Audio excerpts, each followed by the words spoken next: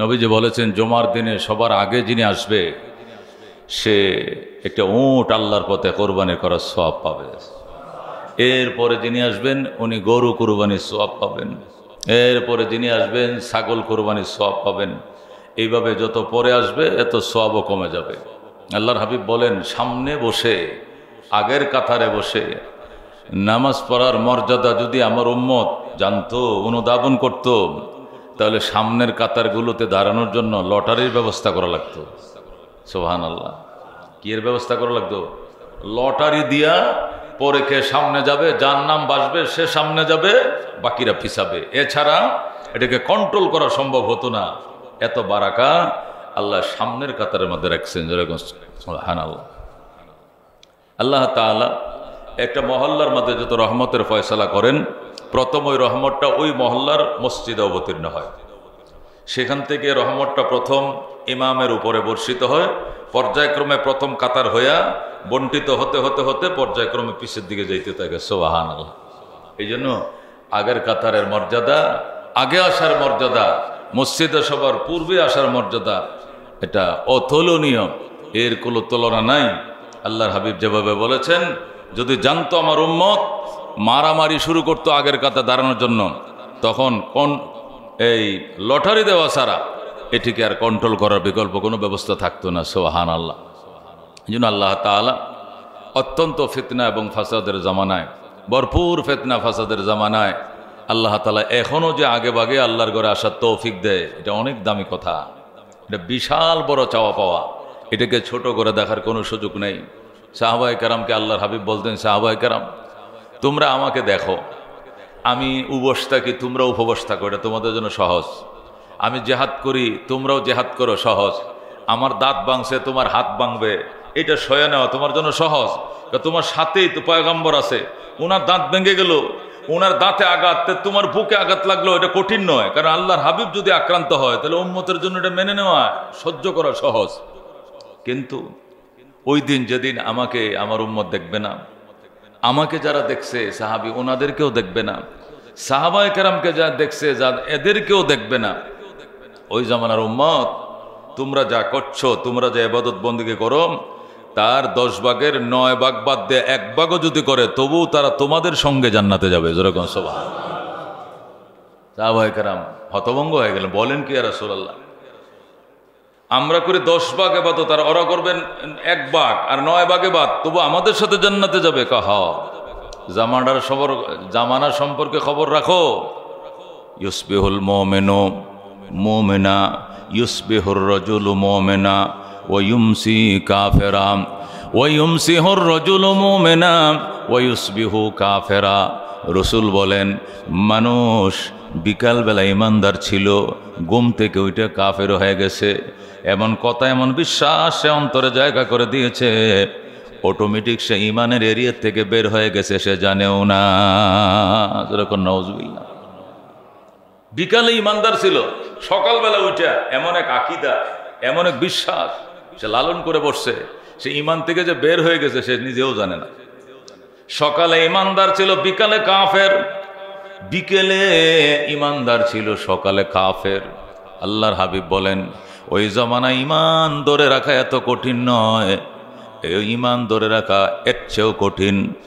যত কঠিন নয় জ্বলন্ত আংরা কয়লা হাতের মধ্যে রাখা। জ্বলন্ত আংরা, আগুন জ্বলতেছে একটা কয়লাতে, দাউ দাউ করে আগুন জ্বলতেছে। কয়লার আগুন শক্ত, অন্য আগুনের সাথে তুলনা দেয় নাই। আল্লাহর হাবিব আঙ্গারার সাথে তুলনা দিয়েছেন, যেটা কয়লা জ্বলতেছে, কয়লার আগুনের খুব হিট, এইটা তুমি হাতের তালায় নিয়ে সহ্য করে থাকবা, এটাও সহজ। তার চেয়েও কঠিন হলো ইমানের উপরে টিকে থাকা। যেরকম সুবহানাল্লাহ। এই জামানায় আমরা আছি, এই জন্য শুকরিয়াতান বলি আলহামদুলিল্লাহ। কালকে গাবতলি বাস স্ট্যান্ড আছে না, বাস স্ট্যান্ডের যে কেন্দ্রীয় মসজিদটা আছে ভিতরে, ওখানে একটা মাহফিল। বয়ান 15 মিনিট করার পরেই হায় রে বৃষ্টি যে নামলো। তো পাশেই তো মসজিদ, বললাম যে সবাই মসজিদে যাও। মসজিদে যাওয়ার পরে 10 মিনিট পরে আবার বৃষ্টি নাই, একদম বৃষ্টি নাই। তো যেখানে বসছি স্ট্যান্ড, এটা তো পাকা, তো এটা ঝাড়ু টাড়ু দিয়ে আবার শুকাইলো। আবার এখানে আসলাম, এখানে আবার শুরু করলাম, আবার বৃষ্টি। তো বললাম, ও উম্মত, এই যে দাউনিগুলো দৌড়ানিগুলো খাইতেছো আর জান্নাতের দিকে যে কত অগ্রসর হইতেছো, এটা যদি দেখতা তুমি পাগল হয়ে যাইতেছো। এরকম আল্লাহু আকবার। জীবনে মাছ ধরার জন্য, রুয়ার জন্য, ধান কাটার জন্য কত বৃষ্টিতে ভিজি রইদে শুকাইছি, কতক্ষণ ঠিক কিনা? আল্লাহ যদি বলে আমাকে পাওয়ার জন্য, আমার কোরআন ও সুন্নাহ দুটি কথা শোনার জন্য কয়দিন বিচ্ছিলা, কয় রাত্রে অগুমা ছিলা, জিজ্ঞাসা করে উম্মতের জবাব আছে। পরে বললাম এখন বৃষ্টি ভরুক আর ঠাডা ভরুক আর উড়া যাবে না। কারা কারা পরে যে বইলু এই বৃষ্টির মধ্যে বয়ান শুনছে, যেরকম সুবহানাল্লাহ। ও দোস্ত, এটি আখির জামানার উম্মতের কামাই করে নিতেছে তোমার পাশের লোক, তোমার খবর নাই। কামাই করে নিচ্ছে তোমার দোস্ত, তোমার খবর নাই। তুমি দুনিয়ার কামাই নিয়ে ব্যস্ত। তুমি মনে করছো যত দুনিয়াতে ঘরবাড়ি, যত করে দুনিয়াতে অর্থ করি বেশি হবে আমি সফল। এটা সফল নয়। কদ আফলাহা মান তাযাক্কা ওয়া যাকারা ইসমা রাব্বিহি ফাসাল্লা। আল্লাহ বলেন, মানুষ মনে করে আমি বিদেশ যাত্রা আমার সফল, আমি সফল, রাজনীতিতে আমি সফল, আমার দল ক্ষমতায় আমি সফল, খেলায় আমি সফল, ব্যবসায় আমি সাকসেস, আমি সফল। আল্লাহু আকবার। আল্লাহ বলেন, যে নারীর পাগল সে নারী পাইলে সফল, খেলার পাগল খেলায় জয়ী হইলে সফল, ব্যবসার পাগল ব্যবসায় জয়ী হইলে সে সফল, নির্বাচন রাজনীতির পাগল সে রাজনীতিতে জয়লাভ করলে মনে করে আমি সফল। আল্লাহ কয় এগুলো একটাও সফলতার জিনিস নয়। ওই ব্যক্তি সফল যে আত্মশুদ্ধি করেছে। সুবহানাল্লাহ। আল্লাহ বলেন, কদ আফলাহা মান তাযাক্কা ওয়া যাকারা ইসমা রাব্বিহি ফাসাল্লা। ওই ব্যক্তি প্রকৃত সফল যে আত্মশুদ্ধি করেছে। এখানে যত ময়লা, হিংসা, বিদ্বেষ, পরনিন্দা, গীবত, অহংকার, অহমিকা, মানুষকে তুচ্ছ করা, তাচ্ছিল্য করা, মানুষকে অপমান অপদস্থ করা সহ যত নেগেটিভ আল্লাহ সিফাত মানুষের ভিতরে থাকতে পারে, এগুলো যতদিন অন্তর থেকে বের না করবা, এতদিন পর্যন্ত টাকা পয়সা গাড়ি বাড়িতে সফল হতে পারো, অরিজিনাল অর্থে আল্লাহর কাছে তুমি সফল নও। কথা কোন ঠিক কিনা? আর সফলতার চাবি দুইটা, ওয়া যাকারা ইসমা রাব্বিহি ফাসাল্লা। তুমি যে সফল তার প্রমাণ কি? এক নম্বর প্রমাণ, তুমি অন্য কিছু করে মজা পাও না। খায়াও তোমার এত মজা নাই, শুয়েও তোমার এত মজা নাই, টাকা গনেও তোমার এত মজা নাই, চেয়ারে বসেও এত মজা নাই। যত মজা পাও আল্লাহ পাকের জিকিরে। আল্লাহ পাকের জিকিরে কি এত মজা তুমি পাও? এই মজা রসমালাই নাই, এই মজা রসগোল্লায় নাই, এই মজা খেলায় নাই, ওই মজা টিভি দেখায় নাই, এই মজা সিরিয়াল দেখার ভিতরে নাই। যে মজা আল্লাহ তার জিকিরের ভিতরে রাখছে। আল্লাহু আকবার। জিকির এত মায়ার জিনিস, এত মধুর জিনিস। আল্লাহু আল্লাহ আল্লাহ क्या मुबारक नाम है, अल्लाह अल्लाह क्या मुबारक नाम है, अल्लाह अल्लाह आशिकों का काम है। আল্লাহ আল্লাহ নামের ভিতরে কি স্বাদ, আল্লাহ আল্লাহ নামের ভিতরে কি মজা। এটা প্রেমিক সারা, খোদার পাগল সারা আর কেউ বুঝে না। কথা কোন ঠিক কিনা? আল্লাহ আল্লাহ ইচে শিরিন ইস্তেনাম, শিরে শক্কর মি কুনাদ জানাম তামাম। আল্লাহ নামের জিকিরের ভিতরে তো মজা।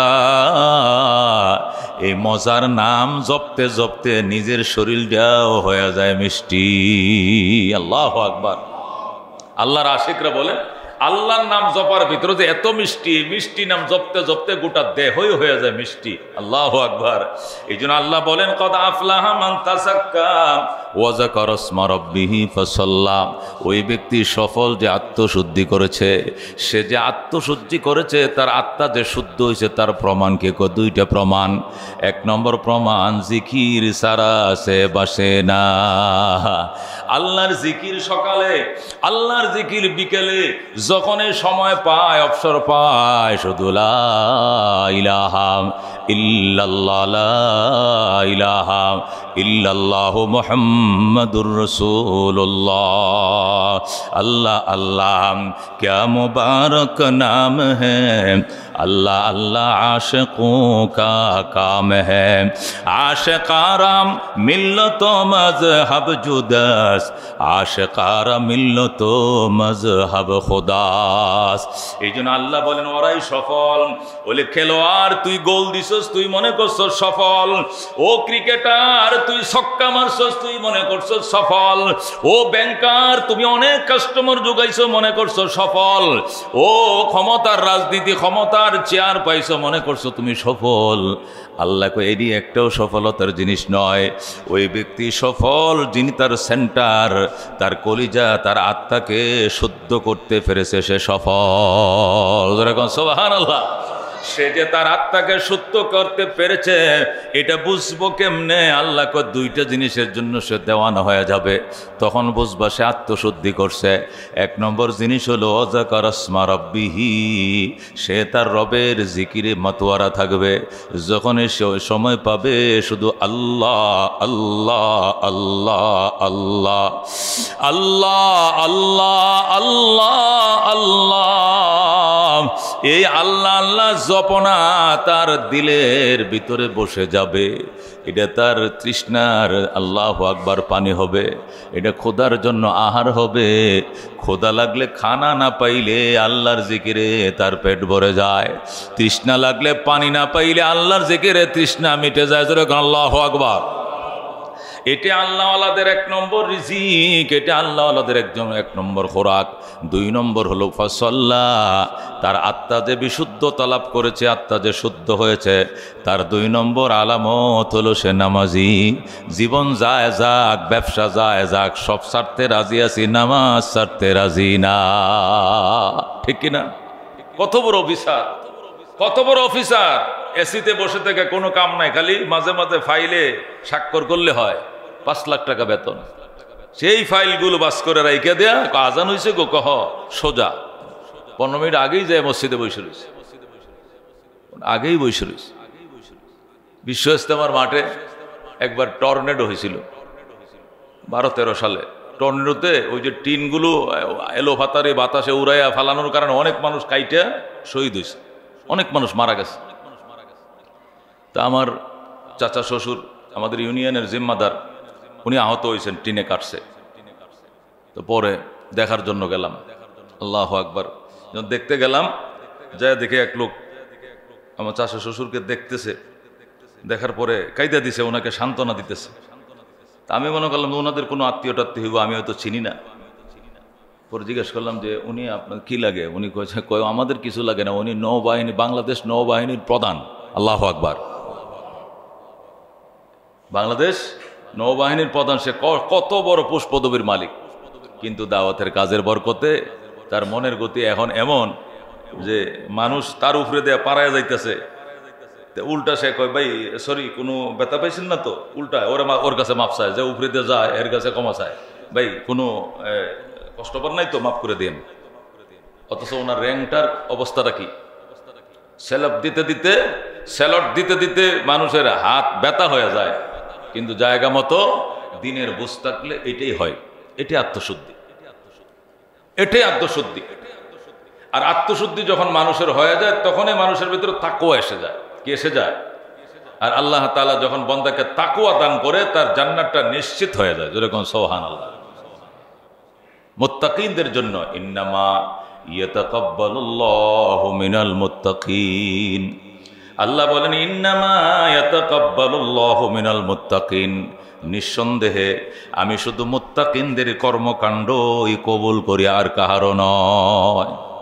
তাকওয়াশীল মানুষের কর্মকাণ্ড আল্লাহ কবুল করে। সুবহানাল্লাহ বলে সাথে সাথে কবুল, আলহামদুলিল্লাহ বলে সাথে সাথে কবুল, হ্যাঁ নামাজ পড়লে সাথে সাথে কবুল, সাদাকা করলে সাথে সাথে কবুল, শতামল করলে সাথে সাথে কবুল। কাদের জন্য? মুত্তাকিনদের আমল। ইন্নামা ইয়াতাকাব্বালুল্লাহু মিনাল মুত্তাকিন, নিশ্চয় আল্লাহ তাআলা মুত্তাকিনদের আমলেই কবুল করেন। সুবহানাল্লাহ। এই জন্য দোস্ত আত্মাকে শুদ্ধ করতে হবে। এই জায়গায় যদি জামালা থাকে, যত বড় নেতা হন, যত বড় দায়ী হন, যত বড় বুজুর্গ হন, যত বড় ইসলামী দলের নেতা হন, দাওয়াত দাতা হন, কর্মী হন, এই হন যা হন, এই জায়গাটা যদি ক্লিয়ার না হয়, এখানে যদি ঝামেলা থাকে, মনে করবেন যে আপনি সাকসেস না, এখনো সফল হতে পারেন নাই, মক্কা অনেক দূরে, এখনো মক্কা অনেক দূরে। মহতারাম হাজিরিন, পবিত্র মুহররম মাসের আজকে 8 তারিখ। কয় তারিখ? মুহররমের চাঁদের 8 তারিখ না? 8 তারিখ আজকে। এরপরে ইংরেজি মাসের কি মাস? জুলাই মাসের আজকে 4 তারিখ, তাই না? জুলাই মাসের 4 তারিখ, ইংরেজি আরবি হিজরি মাসের মুহররম মাসের আজকে শুভ নববর্ষের দ্বিতীয় শুক্রবার।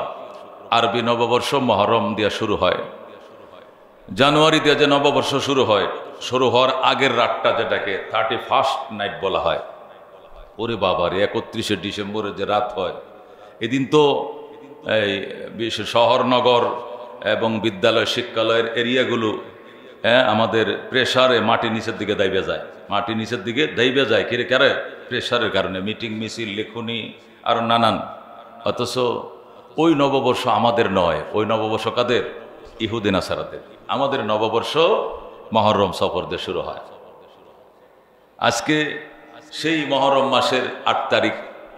গুরুত্বপূর্ণ কিছু বিধিবিধান এই মাসের সাথে সম্পৃক্ত বিধায়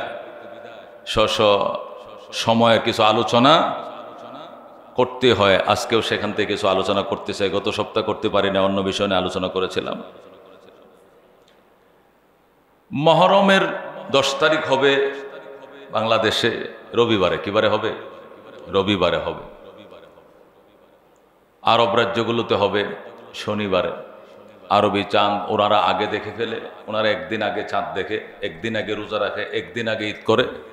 আমরা চাঁদ দেখতে দেখতে একদিন দেরি হয়ে যায়, এই জন্য রোজাও একদিন পরে রাখি, ঈদও আমরা একদিন পরেই করি, সব কিছু আমরা দেরিতেই করি।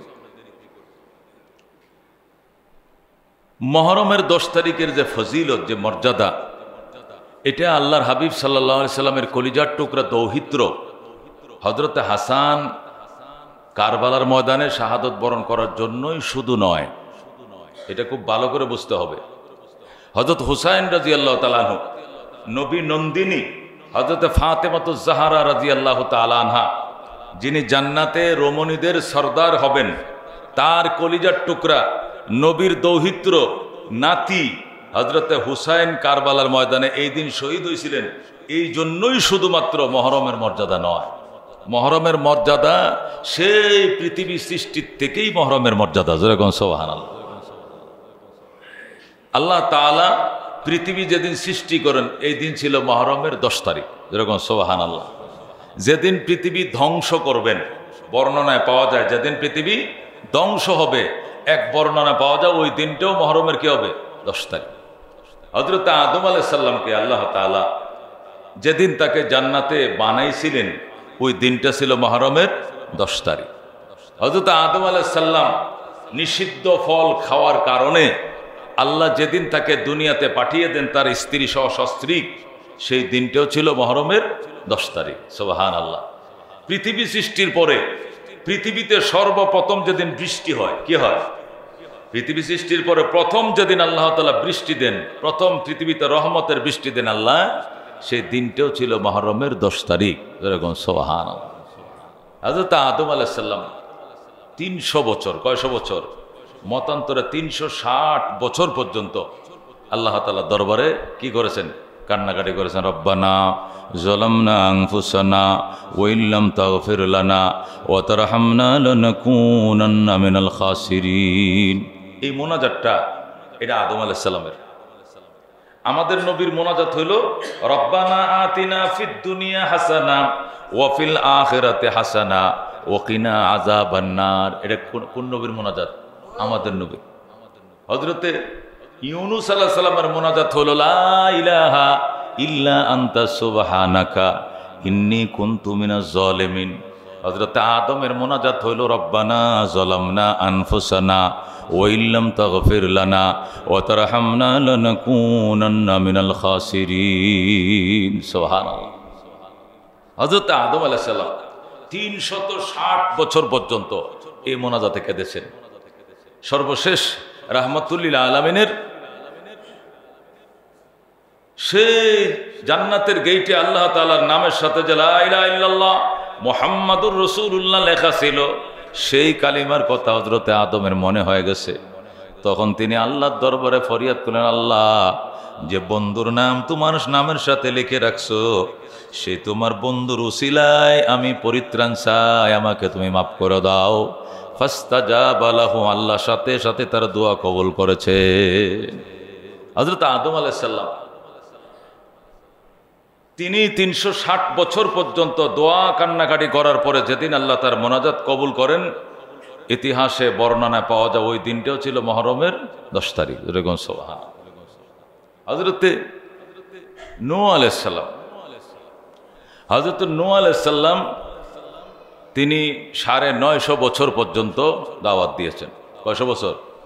950 বছর দাওয়াত দেওয়ার পরে উনি 82 জন সদস্যকে মুসলমান বানাইছেন। কয়জন? 70 জন পুরুষ, 12 জন মহিলা। কয়জন? 70 জন পুরুষ আর 12 জন মহিলা। কয়জন হলো? এই 82 জন সদস্যকে তিনি কালমা পড়াইতে সক্ষম হয়েছেন এই 950 বছরে। 950 বছর বয়সে জিন্দিগি ভর এই 950 বছর ভর দাওয়াত দেওয়ার ফসল 82 জন সদস্য, আর বাকিরা মুসলমান হয় না। মুসলমান হয় না এখানে শেষ নয়, এমন কোনো ভুল বেয়াদবি নাই যা তারা হযরত নূহের সাথে করে না। আল্লাহ নবী হযরত নূহ আলাইহিস সালামের ঘরের দুয়ারে একজুট হইয়া 10 জন 15 জন 20 জন মিলে একসাথে বসে রাত্রিবেলা দরজায় বসে পায়খানা করে। ওরা পায়খানা করে রেখে চলে যায়, যেন নবী সকালবেলা ঘুমতে উঠে যখন ওযু বানাইতে বের হবে নামাজের জন্য, প্রথমেই যেন এই মলমূত্রের উপরে তার কদমটা পড়ে। জোরে করে নাউযুবিল্লাহ। মাঝে মধ্যে তারা দরজা ভেঙে ভিতরে ঢুকতো, ঢুকে পয়গম্বরের স্ত্রী পয়গম্বরের যে রান্না বান্না করতো, ডেকসির মধ্যে ভাত, পাতিলের মধ্যে ভাত তরকারি, এই ডেকসি পাতিলগুলো নিয়ে ওগুলোর মধ্যে পায়খানা করে ভরে পরে আবার রাইখে চলে যেত, ডাকনাতে ডাইকে। জোরে করে নাউযুবিল্লাহ। এমন কোনো বেয়াদবি ছিল না যারা করে নাই। আল্লাহ নবী সাল্লাল্লাহু আলাইহি ওয়াসাল্লাম তবু দাওয়াত চালিয়ে গেছেন। তিনি সকালে গেছেন, তারা বলছে আপনি সকালে আসবেন না, ঠিক আছে বিকালে। বিকেলে আবার দাওয়াত নিয়ে গেলেন, কওমে নো বলতেছে আমি নিষেধ করিনি, আপনি আসতেন না। আমাকে তো সকালে নিষেধ করছো, বিকেলে তো করো নাই, এই জন্য বিকেলে আবার আসছে। বিকালেও কোনোদিন আসবা না। সন্ধ্যায় গেছে, তোমার না বিকেলে আসতে নিষেধ করলাম। আল্লাহ নবী বললেন তুমি বিকেলে নিষেধ করছো, এখন তো বিকেল নয়, এখন তো সন্ধ্যা। সন্ধ্যায় এসছি, সন্ধ্যায় কোনোদিন আসবা না। গভীর রাত্রে গেছে, রাত্রেও আসবা না। দুপুরে গেছে, দুপুরেও আসবা না। নাসুর বান্দা আল্লাহর পয়গম্বর আহারে এমন কোনো ওসিলা রাখে নাই যেটাতে, যে মাধ্যম রাখে নাই যেটা তিনি অবলম্বন করেন নাই। শেষ পর্যন্ত ওরা যখন থেকে নবীকে ফিরানোই যায় না, এখন যখন খুশি তখন আইসেন, কিন্তু আপনি আসা মাত্রই কান বন্ধ থাকবে। জালো আসাবিয়াহুম ফি আযানিহিম ওয়াস্তাগশাউ সিয়াবাহুম ওয়া আসররু ওয়াস্তাকবারু ইস্তিকবারা। আল্লাহু আকবার। জালো আসাবিয়াহুম ফি আযানিহিম। সূরা নূহ নামে একটা সূরা আছে কোরআন শরীফের মধ্যে। কি আছে? সূরা নূহ। নূহ আলাইহিস সালামের নামে আল্লাহ খুশি হইয়া একটা সূরাই দিছে, কারণ এই নবীটারে অনেক যন্ত্রণা দিছে। কারা? তার উম্মতে। এই জন্য বয়সের দিক থেকে সবচেয়ে প্রবীণ। বয়সের দিক থেকে কি? সবচেয়ে প্রবীণ। মর্যাদার দিক থেকে সবচেয়ে মর্যাদাবান নবী হলো আমাদের নবী। কথা বুঝছেন? কিন্তু বয়সের দিক থেকে সবচেয়ে বেশি বয়স পাইছে কে? হযরতে নূহ আলাইহিস সালাম। এই প্রবীণতম নবীকে, নবীর নামে আল্লাহ তাআলা কোরআন শরীফে সূরা নূহ একটা সূরাই দান করেছেন। যেরকম সুবহানাল্লাহ। এই সূরার ভিতরে শুধুমাত্র হযরত নূহ আলাইহিস সালাম তাওহীদের দাওয়াত কিভাবে দিতেন, আর তার উম্মত কিভাবে এটাকে বাইলট করত, তাকে তাড়িয়ে দিত, তার কথাকে প্রত্যাখ্যান করত, আবার যাইতেন। সকালে বাধা দিলে বিকেলে যাইতেন, বিকালে গেলে দুপুরে যাইতেন, এরপরে বাধা দিলে রাত্রে যাইতেন, এরপরেও তারা কানের মাথা আঙ্গুল দিয়ে ধরে রাখতো। এই কথাগুলো আল্লাহ এই সূরার ভিতরে তুলে ধরেছেন। আর আনেওয়ালা সমস্ত উম্মতকে বলেছেন, আনেওয়ালা সমস্ত নবীদেরকে বলেছেন, তোমাদেরকে তোমাদের উম্মত এইভাবে বিরক্ত করতে পারে, আমার নূহ যেরকম বিরক্ত হয় নাই তোমরাও বিরক্ত হইও না। যেরকম সুবহানাল্লাহ। আল্লাহ আগত সমস্ত নবীদেরকে সান্ত্বনা দিয়েছেন। হযরত নূহ আলাইহিস সালাম সর্বশেষ আর কুলিয়ে উঠতে না পেরে আল্লাহর কাছে দোয়া করলেন, আল্লাহ আল্লাহ আমার সর্বশ্রেষ্ঠার যত দিক হইতে পারে সমস্ত দিক আমি শেষ করেছি, আমার কাছে আর কোনো দ্বিতীয় কোনো পথ খোলা নাই, এখন যা করার আপনি করেন। আল্লাহ তাআলার পক্ষ থেকে আসলো, নূহ তুমি এদের ব্যাপারে কোনো পরিত্রাণের দোয়া আমার কাছে করবা না। শুরু হয়ে গেল তুফান, এমন জলোচ্ছ্বাস শুরু হলো। আমাদের শেষ জলোচ্ছ্বাস আছে কোত্থেকে? উপরের গণবৃষ্টির কারণে, ভারী বৃষ্টির কারণে হয়, পাহাড়ি ঢলের কারণে হয়, নদী সাগরের জোয়ারের কারণে হয়। অর্থাৎ নূহ আলাইহিস সালামের জলোচ্ছ্বাস এইভাবে ছিল না, আকাশের বৃষ্টির কারণে ছিল না, সাগরের জোয়ারের কারণে ছিল না, উজান থেকে ঢল আসার কারণে নয়, পাহাড়ি সয়লাবের কারণে নয়, নিচের থেকে পানি। আল্লাহু আকবার। বাস যে যেখানে আছে, যে উম্মত যেখানে বাস করে সেখান থেকে পানি। কেউ মাঠে পানি নিচ থেকে পানি উঠতেছে, ঘরের নিচ থেকে পানি উঠে, ডেকসির থেকে পানি উঠে, কলসির মুখ দিয়ে পানি বের হয়, যে শুধু পানি আর পানি, শুধু পানি আর পানি, চারদিক থেকে শুধু পানি উঠা শুরু হয়েছে। আল্লাহু আকবার। হযরত নূহ আলাইহিস সালাম তার পরিবারের, তার স্ত্রী এবং তার ছেলে, তার 7টা ছেলের মধ্যে এক বর্ণনায় তার 4টা ছেলের মধ্যে একটা ছেলে কেনান, সে শুধু ইসলাম কবুল করে নাই, আর হাম, সাম, ইয়াফেস, হাম, সাম, ইয়াফেস, এই 3টা ছেলে ওনারা ইসলাম কবুল করেছে। একজনের বংশ থেকে আমেরিকা লোক, আরেকটার থেকে ইউরোপের লোক, আরেকজনের বংশ থেকে আমরা এশিয়ার লোক, আমরা পৃথিবীতে জন্মাইছি। হযরত নূহ আলাইহিস সালামের আগে আদমের সমস্ত সন্তান নূহ আলাইহিস সালামের প্লাবনে ডুবে যায়, আর এই 3জন ছেলে নূহ আলাইহিস সালামের নৌকার মধ্যে যাত্রী হিসাবে 82 জনের মধ্যে এই 3 জন অন্তর্ভুক্ত ছিলেন। পৃথিবীতে আবার হযরত আদমের সন্তান দুনিয়া সয়লাব হয়ে যায়। যেরকম সুবহানাল্লাহ। বর্তমানে আমরা যারা আছি সবাই হযরত নূহ আলাইহিস সালামের এই 3 ছেলে হাম, সাম, ইয়াফেসের বংশধর। আমরা ওনাদের বংশ থেকে পৃথিবী আবার বড়েছে। এর মাঝখান দিয়া নূহ আলাইহিস সালামের প্লাবনে সমস্ত পৃথিবীর মানুষ ডুবে প্লাবিত হয়ে সমস্তগুলো তরঙ্গে আসারকে তারা মারা যায়। হযরত নূহ আলাইহিস সালাম, তার স্ত্রী ওয়াইলা, সেও বেঈমান ছিল, সেও নৌকা ওঠার সুযোগ পায় নাই। নূহ আলাইহিস সালামের 4 নম্বর ছেলে কেনান, সেও নৌকা ওঠার, কিস্তিতে ওঠার সুযোগ পায় নাই। আল্লাহর পয়গম্বর বললেন, ইরকাব মানা, ইরকাব মানা, হে আমার ছেলে, আমাদের সঙ্গে নৌকা উঠো। নূহ আলাইহিস সালামের ছেলে বলল, আমি আপনার সঙ্গে নৌকায় উঠবো না। আল্লাহ নবী বললেন, নৌকায় না উঠলে উপায় নাই, এমন বন্যা হবে, আকাশচুম্বী বন্যা হবে, পরিত্রাণ পাইবা না। কয় সাবিলা জাবালি ইয়াসিমুনি মিনাল মা।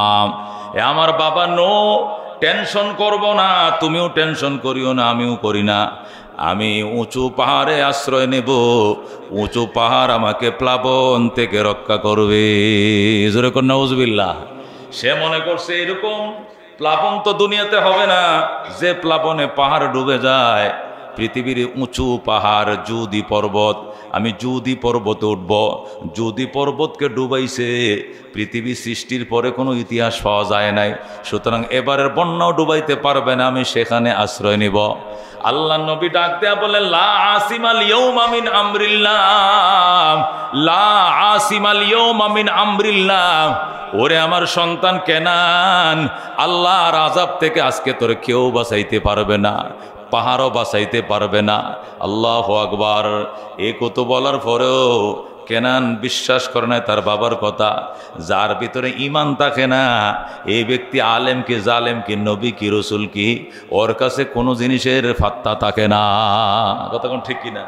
যার ভিতরে ঈমান নাই, সে ওর সামনে আলেম কি, ওর সামনে পীর কি, ওর মাশায়েখ কি, এর বুজুর্গ কি, নবী কি রসুল কি, ওর কাছে সবই সমান। যেহেতু তার ঈমানই নাই, যে আল্লাহকে মর্যাদা দিল না, যে রসুলকে মর্যাদা দিল না, তার কাছে সাধারণ নবী রসুল দুনিয়াতে কিছুই নয়, সে ফাত্তায় দেয় নাই। বাস ফাকানা মিনাল মুগরাকিন, ফাকানা মিনাল মুগরাকিন। আল্লাহ বলেন সর্বশেষ সে ডুবেই মারা গেল। হযরত নূহ আলাইহিস সালামের জামানায় যে প্লাবন হয়েছিল, এই প্লাবন শুরু হয়েছে, আল্লাহু আকবার, একটানা 6 মাস। কয় মাস? একটানা 6 মাস শুরু হয়েছে প্লাবন। একদম 6টা মাস পর্যন্ত সমস্ত পাহাড় পর্বত পৃথিবীর উঁচু স্থাপনা সব ডুবায়া আকাশের সাথে যায় লাগছে। হযরত নূহ আলাইহিস সালামের কিস্তি আরশের নিচে যায়া, সোজা আরশ বরাবর যায়া আসমানের নিচে যায় আল্লাহর গত তওয়াফ করে। লব্বাইক আল্লাহুম্মা লব্বাইক, লব্বাইক লা শারীকা লাক লব্বাইক, ইন্নাল হামদা ওয়ান নি'মাতা লাকা ওয়াল মুলক লা শারীকা লাক। সুবহানাল্লাহ। আল্লাহর 3টা বাড়ি আছে। কয়টা বাড়ি? মূল বাড়ি হলো আরশে আজিম, এটা তার সিংহাসন। আরশে আজিম বরাবর নিচে সিদরাতুল মুনতাহা আরেকটা বাড়ি আছে। সিদরাতুল মুনতাহার সোজা নিচে বাইতুল্লাহ। যেরকম সুবহানাল্লাহ। তাহলে বাইতুল্লাহ বরাবর সোজা সিদরাতুল মুনতাহা, এখান থেকে সোজা উপরে আরশে আজিম। এই বাইতুল্লাহ বরাবর সিদরাতুল মুনতাহার নিচে প্রথম আকাশের তলে পানি যায় লাগছে, আর নৌকায় 82 জন যাত্রী নিয়ে অটোমেটিক তোয়াফ করা শুরু করছে। যেরকম আল্লাহু আকবার। আল্লাহ নবী হযরত নূহ আলাইহিস সালামের নেতৃত্বে 82 জন হজযাত্রী, ধরেন না হজযাত্রীর মতোই, আল্লাহ তালবিয়া পড়া শুরু করেছে। তোয়াফ শেষ হওয়ার পরে ইস্তাওয়াত আলাল জুদি, আল্লাহ তাআলার দরবারে আল্লাহর পয়গম্বর নূহ দোয়া করলেন, আল্লাহ আমাকে পৃথিবী ছোঁয়ান।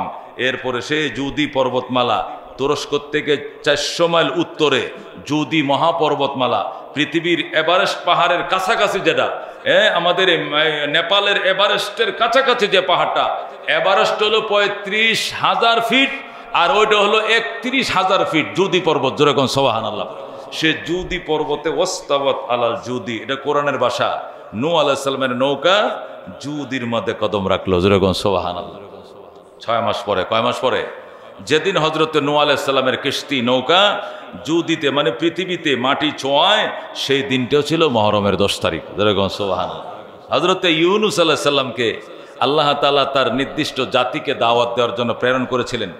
জাতি এত বড় বেয়াদব 42 ছিল, যে এত বেহাঙ্গাম ছিল, আল্লাহর পয়গম্বরকে ফাত্তাই দেয় নাই। হযরতে ইউনূস আলাইহিস সালাম বিরক্ত হয়ে দেশ ছেড়ে অন্যত্রে চলে যাওয়ার সিদ্ধান্ত নিলেন। কারণ এরা যেভাবে বেয়াদবি শুরু করছে, এদের উপরে যদি আল্লাহর আযাব আসে, এই আযাবে শুধু ওরা একা ধ্বংস হবে না, আমারও ধ্বংস হওয়ার সম্ভাবনা আছে।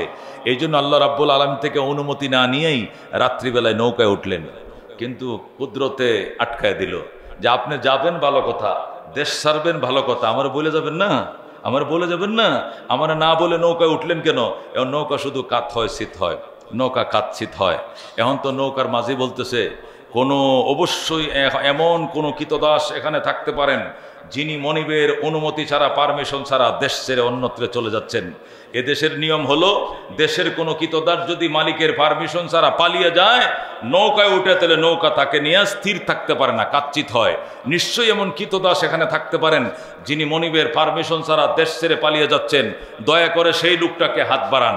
আল্লাহর পয়গম্বর ইউনূস আলাইহিস সালাম চিন্তা করলেন, আমি তো আর কারো কৃতদাস নই, আমি একমাত্র কৃতদাস আমার আল্লাহর। যেরকম আল্লাহু আকবার। দুনিয়ার মানুষের কিনা গোলাম তো আমি নই, আমি রবের ডাইরেক্ট গোলাম।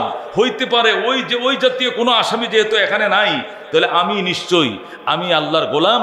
আল্লাহর পারমিশন ছাড়া আমি এই এলাকা ছেড়ে অন্যত্র চলে যাচ্ছিলাম, হয়তো আমার অপরাধেই নৌকা কাত হচ্ছে। বলছে, হ্যাঁ ভাই, আমি মালিকের পারমিশন চলে যাই, পারমিশন ছাড়া দেশ ছেড়ে চলে যাই। নৌকাওয়ালা বললেন, দয়া করে মনে কিছু নেবেন না, অন্য যাত্রীদের জীবন রক্ষার জন্য আপনাকে অবশ্যই নৌকা ছাড়তে হবে। কোথায় ছাড়বো? আপনি পানিতে লাফ দেন। আল্লাহর পয়গম্বর পানিতে ঝাঁপ দিলেন। একদিকে পানিতে শুধু ঝাঁপ দিলেন, সাথে সাথে আল্লাহর তৈরি বিরাট বড় বোয়াল মাছ পয়গম্বরকে সোজা আলমারের ভিতরে ঢুকিয়ে ফেলছে। যেরকম আল্লাহু আকবার। মাছের পেটটা পয়গম্বরের জন্য কি হয়ে গেল? অয়ার ড্রপের মতো হয়ে গেল, কাবারের ভিতরে ঢুকিয়ে ফেললেন। আল্লাহর পয়গম্বর বুঝতে পারলেন আমি কঠিন পরীক্ষার সম্মুখীন। আল্লাহ নবী দোয়া করতে শুরু করলেন, ওয়াজান্নুনি ইজ্জাহাবা মুগাযিবান ফাজান্না আল্লাহ নাকদিরা আলাইহি ফানাদা ফিজ্জুলুমাতি আল্লাহ ইলাহা ইল্লা আনতা সুবহানাকা ইন্নী কুনতু মিনাজ জালিমিন। সুবহানাল্লাহ। আল্লাহ কে ওয়াজান্নুনি, আমার মাসওয়ালা নবী, ইজ্জাহাবা মুগাযিবান, যখন ক্রোধে দেশ ছেড়ে পালিয়ে যাইতেছিল, উম্মতের উপরে রাগ করে যখন সে পালিয়ে যাইতে চাইছিল, ওই টাইমে আমি তারে ধরে ফেললাম, মাছের ফেটে ডুগায় ফেললাম। ফাজান্না আল্লাহ নাকদিরা আলাই, সে ধারণা করছিল আমি তারে ধরবো না, কিন্তু ধরে তো ফেলছি, আটকায় ফেলছি। ফানাদা, এখন চিৎকার শুরু করছে, ফানাদা চিৎকার শুরু করছে, আর বলতেছে লা ইলাহা, আল্লাহ তুমি ছাড়া কোনো ইলা নাই, তুমি ছাড়া কোনো রক্ষা নাই, তুমি ছাড়া কোনো মাবুদ নাই। ইন্নী কুনতু মিনাজ জালিমিন, আপনি একমাত্র লা ইলাহা ইল্লা আনতা সুবহানাকা, আল্লাহ গো আপনার পবিত্রতা গুণকীর্তন আমি করি। ইন্নী কুনতু মিনাজ জালিমিন, আপনার পারমিশন ছাড়া দেশ ছেড়ে পালিয়ে যাওয়া এই সিদ্ধান্তটা আমার জন্য ভুল ছিল, আমি আমার উপরে নিজেই জুলুম করছি, আমারে মাফ করে দেন। আল্লাহর পয়গম্বর 40 দিন পর্যন্ত, কয়দিন? একটানা 40 দিন পর্যন্ত রাত ও দিন ঘুম নাই, খাওয়া নাই, নাওয়া নাই, এই মাছের পেটের ভিতর থেকে টানা 40 দিন পর্যন্ত এই দোয়া করছে। আমাদের নবী বলেন, একটা মানুষ যদি একটানা 40 দিন অন্য কোনো কাম কাজ না করে এই দোয়া পড়ে, তাহলে কমপক্ষে 1.25 লক্ষ বার পড়তে সক্ষম হয়। কয় লক্ষ বার? এই দোয়াটা আল্লাহর পয়গম্বর 1,24,000 বা 25,000 বার পড়েছিলেন। এই 1.25 লক্ষ বার এই দোয়া পড়ার পর আল্লাহ রাব্বুল আলামিন ডাক দেখো, ফাস্তাজাবনা লাহু ওয়া নাজ্জাইনাহু মিনাল গাম্মে ওয়া কাযালিকা নুনজিল মুমিনিন। আল্লাহু আকবার। আল্লাহ বলেন, ফাস্তাজাবনা লাহু, আমি হে ইউনুস তোর দোয়া আমি কবুল করলাম, ওয়া নাজ্জাইনাহু মিনাল গাম্মে, আমি দুশ্চিন্তা থেকে তোমাকে মুক্তি দিলাম। মনে রাখো, ওয়া কাযালিকা নুনজিল মুমিনিন, তুমি যেরকম কায় মনোবাক্যে আমাকে এক চিত্তে এক মনে ডাকার কারণে মুক্তি দিলাম, কথা দিলাম, মনে রাখো দুনিয়ার মানুষকে জানায় দিও, ও কাযালিকা নুনজিল মুমিনিন, তোমাকে যেমনে ভাবে মুক্তি দিছি অন্যান্য উম্মত যদি যেরকম মুসিবতের মধ্যে পড়ে আর আমার কায়ে মনোবাক্যে ডাকে আর এ দোয়া পড়ে, আমি তাকেও মুক্তি দিব বলে কথা দিয়ে রাখলাম। আল্লাহু আকবার। আল্লাহ হযরতে ইউনুসকে তো মুক্তি দিলে নেই, আবার আনেওয়ালা কিয়ামত পর্যন্ত আনেওয়ালা উম্মতকে ওয়ার্নিং দিয়ে রাখলেন, তোমরাও যদি ওইভাবে বড় বড় কোনো বিপদে আপদে পড়ো আর এই দোয়া ইউনুস পাঠ করো, তোমাদেরকে মুক্তি দিব বলে আমি অগ্রিম কথা দিয়া প্রতিশ্রুতি দিয়ে রাখলাম। যেরকম আল্লাহু আকবার। এই জন্য এখনো দুনিয়াতে রেওয়াজ আছে, মানুষ বড় বড় কোনো কেস মামলা, বড় ধরনের কোনো operation, open heart surgery, ring বসানো সহ অথবা কেস কামারি সহ বড় ধরনের কোনো সমস্যায় পড়লে আলেম ওলামাদেরকে দাওয়াত করে এনে খতমে ইউনুস পড়ায়। কি পড়ায়? ওই লা ইলাহা ইল্লা আনতা সুবহানাকা ইন্নী কুনতু মিনাজ জালিমিন, এই দুয়াটা 1.25 লক্ষ বার পড়াইয়া উলামায়ে কেরামকে দাওয়াত করাইয়া এই দুয়াটা আপনার ফ্লোরে বসায় অথবা মাদ্রাসায় যেখানে হুজুররা রাজিও সেখানে বসে দুয়াটা পড়ে যদি আপনার মুসিবতকে সামনে নিয়ে দোয়া করে, আল্লাহর ওয়াদা আছে অবশ্যই আপনাকে মুসিবত তরায়া দিবেন আমার আল্লাহ। এটা চালু আছে আমাদের মাদ্রাসায়, তো প্রায়ই হয়, প্রায় জোহরের নামাজের পরে আমার মাদ্রাসা প্রায় 1400 ছাত্র, জোহরের নামাজের পরে দেখা যায় 40 মিনিট 50 মিনিট 1400 ছাত্র পড়লে বেশি সময় লাগে না। লা ইলাহা ইল্লা আনতা সুবহানাকা, আমরা ওই যে আছে না বড়ই বিসি আছে না, বড়ুর বিসি আমরা পুটলা বান্ধা 1000 বিসি রেখে দিই। যদি বিসি অনেক সময় কমে গেলে আমরা ওই সোনার ডাইল আছে না, সোনার মোটা ডালটা ছনা বুট কিনে গইনা 1000 রেখে দিই। তো 1000 ছেড়ে দিলে মাশাআল্লাহ একটা রাউন্ড দিয়ে চলে আসলেই 1400 ক্ষেত্রে কত হয়ে যায়? 14,000 হয়ে যায়। বা সেই 8টা 10টা গোরান দিলে 1 লাখ হয়ে যায়। প্রায় মানুষে বড় বড় শিল্পপতিরা, বড় বড় জাহাজ ব্যবসায়ীরা, যারা বিশেষ করে জাহাজের মালিক, বিদেশে মাল লোড আনলোড করে, ইনপুট এক্সপোর্ট করে, বলে হুজুর 10 কোটি টাকার মাল নিয়ে চট্টগ্রাম বন্দর থেকে আমাদের জাহাজটা সিঙ্গাপুর যাবে। এই জন্য মাদ্রাসা একটা খতমে ইউনুস পড়ার জন্য আসছে। আল্লাহ যেন রাস্তাঘাটে ঢেউ তরঙ্গ সাগরের খারাপ পরিস্থিতি থেকে আমার জাহাজটাকে রক্ষা করে। হুজুর আমি এখানে 10 কোটি টাকার ব্যবসা হবে আমার, জাগ্গা হুজুর 1 লাখ টাকা দিলাম, আপনি ছাত্রদেরকে সুন্দর করে 2 দিন খাওয়াইয়া দিয়েন, খতমে ইউনুস পড়ায় দেন। আল্লাহর বান্দারা উপকার পাইতেছে। তো আল্লাহ তাআলা নিজে ওয়াদাবদ্ধ কোরআনের মধ্যে জুড়ে কোন আল্লাহু আকবার। আল্লাহ বলেন, ওয়া কাযালিকা নুনজিল মুমিনিন, এমনি ভাবে ইমানদারদেরকে আমি মুক্তি দেব। আল্লাহর পয়গম্বর নূহ আলাইহিস সালাম যেদিন এই বোয়াল মাছের পেট থেকে মুক্তি পাইছিলেন, ওই দিনটাও ছিল মুহররমের 10 তারিখ। যেরকম সুবহানাল্লাহ। এইভাবে আরো বহু ঘটনা, এগুলো আগামী শুক্রবারে বলবো। এই জন্য মুহররমের 10 তারিখের মর্যাদা পৃথিবী সৃষ্টির থেকে আছে। এইটার সাথে আইসা হযরতে নবীর দৌহিত্র নবী নন্দিনী ফাতেমার কলিজার টুকরা হুসাইন শহীদ হইলেন ওই দিনে, এইটার মর্যাদা আরো বেড়ে যায়। কথা কোন ঠিক কিনা? কিন্তু এইটার মর্যাদা শুধু শাহাদতে কারবালার কারণেই নয়, 10 তারিখের মর্যাদা পৃথিবীর সৃষ্টির থেকেই। এই একটা একটা করে আপনাদেরকে বলতে বলতে এই পর্যন্ত আসলাম, বাকিগুলো আগামী সপ্তাহে বলবো ইনশাআল্লাহ। তবে একটা জিনিস আগামী সপ্তাহের জন্য রাখলে চলবে না, সেটা হলো মুহররম মাসে আল্লাহ তাআলা 3টা আমল রাখছেন। কয়টা আমল? মুহররম মাসের মধ্যে কয়টা আমল? কোরআন সুন্নাহর মধ্যে আমরা 3টা আমল পাই। 1 নম্বর আমল হলো মুহররম মাসের যে কোনো দিন রোজা রাখলে রমজানের পরেই শ্রেষ্ঠ রোজা মুহররমের মাসের রোজা। আল্লাহর হাবিব বলেন, আফজলুস সিয়ামে বাদা রমজানা শাহরুল্লাহিল মুহররম। আল্লাহর হাবিব বলেন, আফজলুস সিয়ামে, আফজল সিয়াম মানে শ্রেষ্ঠ রোজা বাদা রমাদান, রমজানের পরে শ্রেষ্ঠ রোজা হলো শাহরুল্লাহিল মুহররম, আল্লাহর মাস মুহররম মাস। মুহররম মাসকে কি বলা হয়? আল্লাহর মাস বলা হয়। এই মাসে আল্লাহর ওয়াস্তে মানুষ যুদ্ধ বিগ্রহ দানা হাঙ্গামা ইত্যাদি বন্ধ রাখে 4 মাসের মধ্যে। এটা উল্লেখযোগ্য একটা মাস। তাহলে মুহররম মাসের 3টে আমল। 1 নম্বর আমল হলো মুহররম মাসের এই আজকে তো 8 তারিখ হয়ে গেছে, আরো 22 দিন আছে। এই 22 দিনের ভিতরে যে কোনো দিন আপনি রোজা রাখবেন, যে কোনো দিন রোজা রাখবেন, এক একটা রোজা রমজানের রোজার পরের মর্যাদায় আপনাকে এনে দিবে। যেরকম সুবহানাল্লাহ। শুধু রমজানের রোজার সমান হবে না, আর যে কোনো রোজার থেকে দামি হবে। এটা হলো মুহররমের মাসের যে কোনো দিনের রোজা। এটা হলো 1 নম্বর আমল। এটা 10 তারিখের সাথে নির্ধারিত নয়। 10 তারিখের রোজা হলো সিয়ামু আশুরা আহতাসিবু আলাল্লাহি আইয়ুকাফিরাস সানাতাল্লাতী ক্বাবলাহু।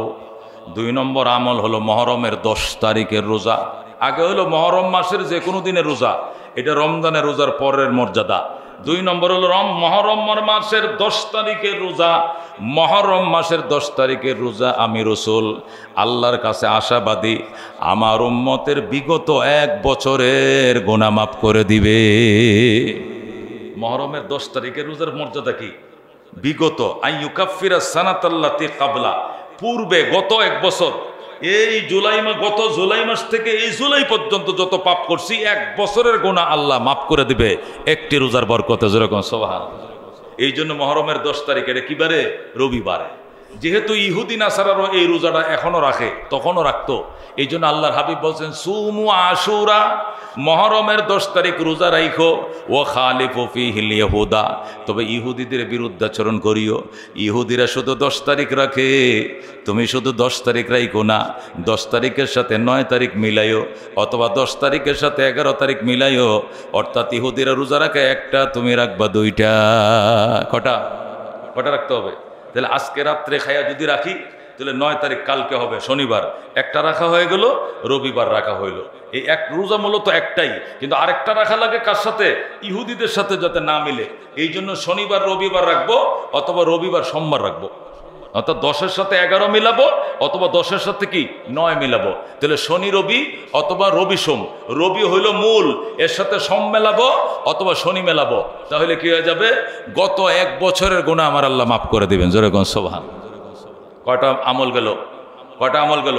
মুহররমের মাসের যে কোনো দিনের রোজাই রমজানের রোজার পরের যে মর্যাদা স্তর, ওইটা এনে দিবে।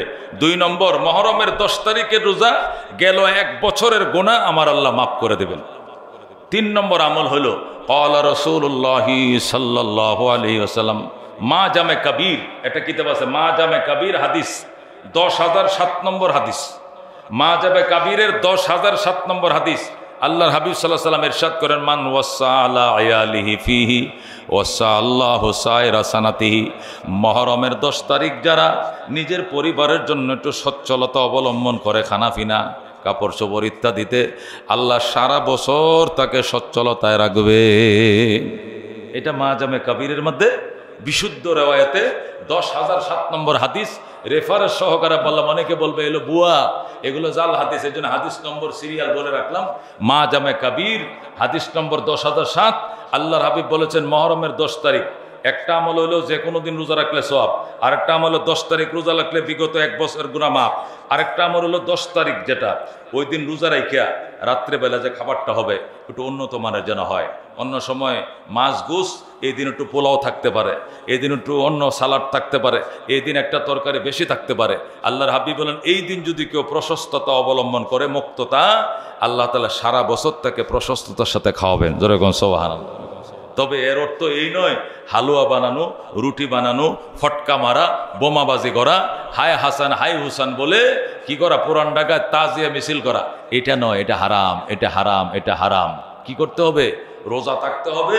রোজা থাকার আগে সেহরি খাওয়ার টাইম একটু ভালো খাবো, পরের দিন ইফতার করার টাইম একটু উন্নত মানের খাবার খাইতে পারবো। কিন্তু এর সাথে ফটকা, এর সাথে কি হালুয়া, এখানে রুটি, এখানে মিছিল, এখানে তাজিয়া, এগুলো শিয়াদের আমল, এগুলো আমাদের সুন্নিদের আমল নয়। আল্লাহ রাব্বুল আলামিন আমাদেরকে আমল করার তৌফিক দান করে। যেরকম আমিন। ওয়া আখিরু দাওয়ানা আনিল হামদুলিল্লাহি রাব্বিল আলামিন।